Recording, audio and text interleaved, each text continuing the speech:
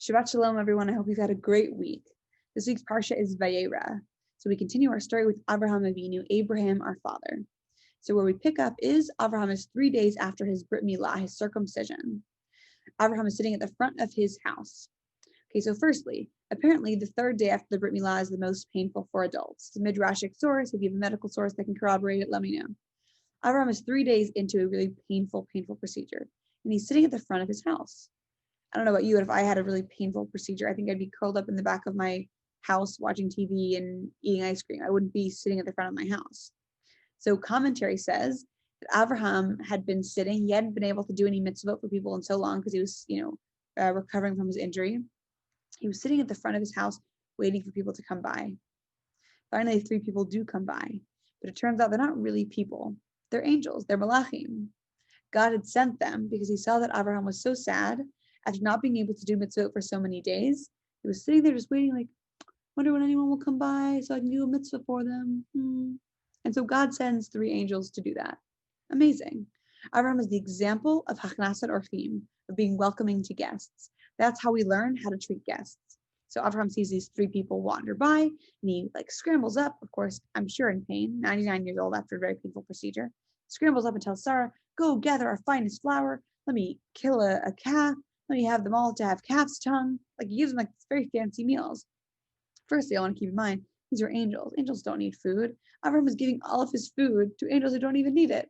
So generous, incredible. So one of the messengers tells Avraham, you are going to have a child in 1 year. Your wife, Sarah, will have a child. So again, Avraham is 99 at this point, and Sarah is 89. Sarah overhears this, and she laughs. I'm supposed to have a child? But my husband, he's so old. My husband is so old. And she laughs. Later, God says to Avraham, when I told Sarah that you guys were going to have a kid, she laughed. She said, but I am too old.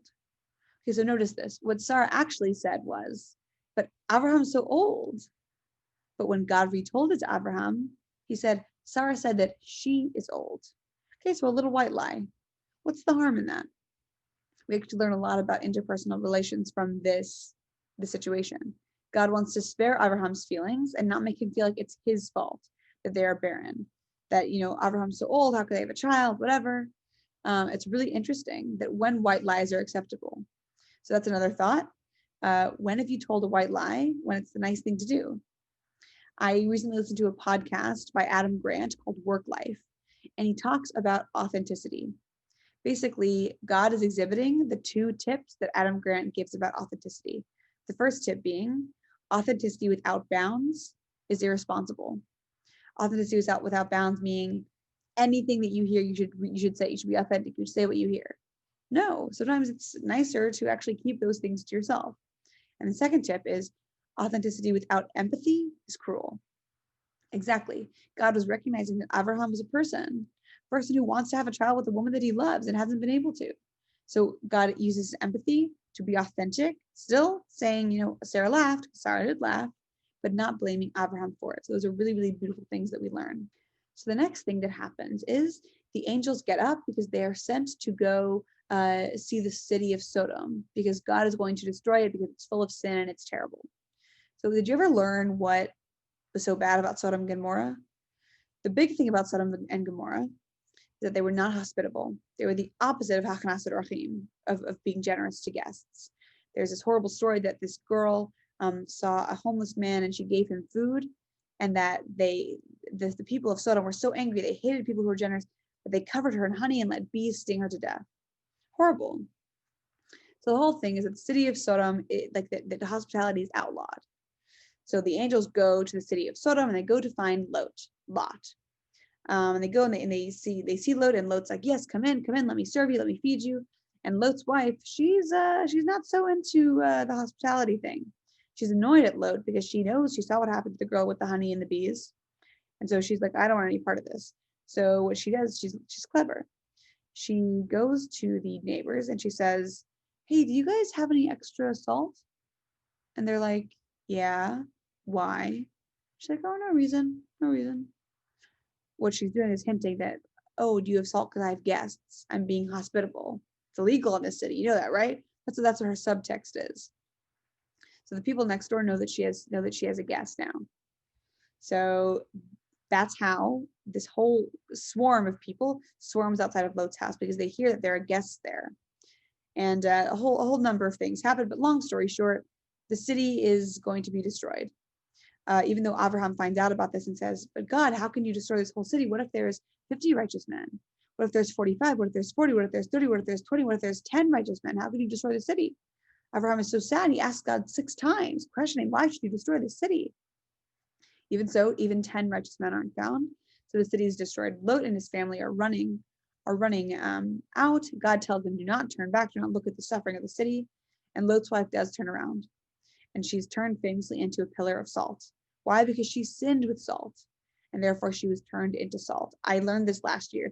I thought it was very interesting. I didn't know the whole thing about hospitality. And that was what was so bad about the city.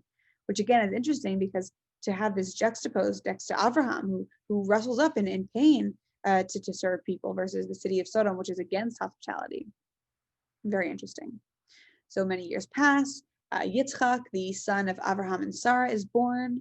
This miracle child at Sarah, the age of 90, Abraham, the age of 100. Yitzchak is born. So they love Yitzchak. They're so happy with him. About 37 or 26 years later, depending on which commentary you read, Yitzchak is a grown man, 26 or 37, and God asks Abraham for another test. Says, Abraham, take the son that you love, Yitzchak, take him to Har Moriah, to Mount Moriah, and sacrifice him. Take him as an olah, as a burnt offering. Abraham says nothing. At least we don't see it in the text. Let's rewind. For the city of Sodom, that is a bad city, Abraham complains to God 6 times. Not once, not twice, 6 times. And yet when God asks Abraham to kill his son that he waited 100 years for, Abraham says nothing. What is going on here? We hear explanations that, Abraham, he was so good, he was so righteous, he had such a emunah, he had such faith in God that, anything God asked him to do, he would do. Or Abraham had blind faith. He knew whatever God asked him to do, it was fine. He should do it. And that just never sat well with me. It never did. And I had to think about this a lot. I've thought about this a lot over many years. And what I've come to the conclusion of is, Abraham thought to himself, how could the God that promised me he would take me out of my home, the God that promised me that everything would be okay, the God that promised me that if I did a brit milah, if I did a circumcision, that my ancestors, that my descendants would have a covenant with him for the rest of time, that my descendants would have the land of Israel. How can this God that promised me all these things, how can this God that gave me a child at the age of 100, my wife is 90, how can this God tell me to kill this child that I waited 100 years for? How can this God be asking this of me? Abraham said nothing, because he knew that the God who gave him all of these things would not ask him to kill his child unless it was some sort of test. Abraham literally takes Yitzchak up to the mountain. Yitzchak says, oh, we're going to the mountain for a sacrifice. Where's the goat? Or don't we need a goat or something? And Abraham says, God will provide the goat. And our commentators say that Yitzchak knew that he was the goat. What the heck? How could Yitzchak also feel like this?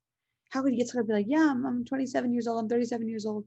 I guess I'm going to be burnt offering. My father waited 100 years for me, but oh well.